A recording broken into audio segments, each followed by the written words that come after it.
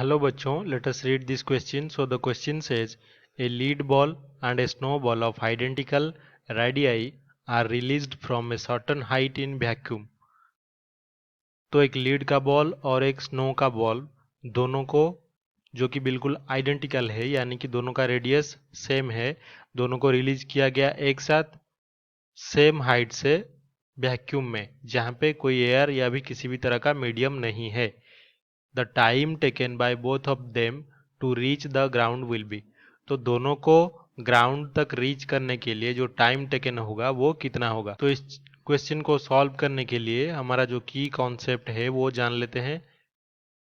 तो की कॉन्सेप्ट हमारा होगा कि एक्सीलरेशन जो होता है due to gravity, acceleration due to gravity ये हमेशा एक कांस्टेंट क्वांटिटी होता है, इज कांस्टेंट क्वांटिटी. तो किसी भी तरह का हम मास ले लें, अगर दोनों बॉडी अगर आइडेंटिकल हो तो acceleration due to gravity constant होता है. तो यहाँ पे उसको ले लेते हैं क्या, जी. तो जी इक्वल्स टू कितना होता है, 9.8 मीटर पर सेकेंड स्क्वायर. तो यहाँ पे हमारा जो कंडीशन है वो देख लेते हैं. बोथ बॉल्स आर आइडेंटिकल, तो दोनों का ही जो रेडियस है वो सेम है, तो इसको लिख सकते हैं बोथ बॉल्स आर आइडेंटिकल.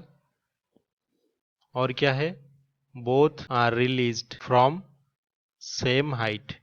तो दोनों बॉल को हमने सेम हाइट से भी रिलीज किया है. तो यहाँ पे क्या होगा, अंडर दिस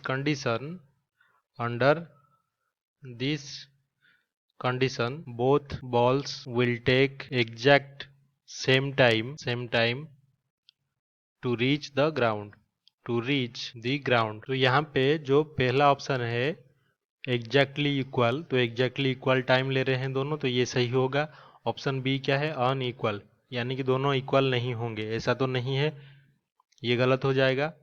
रफली इक्वल यानी कि अप्रोक्सीमेटली इक्वल होगा. तो अप्रोक्सीमेटली इक्वल क्यों होगा, अगर दोनों को सेम हाइट से गिराया गया है और एक्सीलरेशन ड्यू टू ग्रेविटी भी सेम है, तो दोनों का जो वेलोसिटी चेंज होगा सेम अमाउंट में ही सेम इंस्टेंट पे होगा, तो दोनों सेम टाइम पे आके गिरेंगे, बिल्कुल सेम टाइम पे. तो एग्जैक्टली इक्वल, रफली इक्वल नहीं है.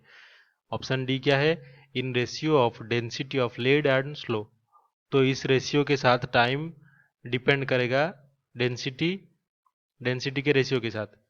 तो ये ऑप्शन भी नहीं होगा क्योंकि ये किसी पे भी डिपेंड नहीं करता है, ये एक इंडिपेंडेंट क्वांटिटी होता है एक्सीलरेशन ड्यू टू ग्रेविटी. तो यहाँ पे जो हमारा फाइनल आंसर होगा exactly equal, option A correct होगा. I hope you have understood this well. Best of luck.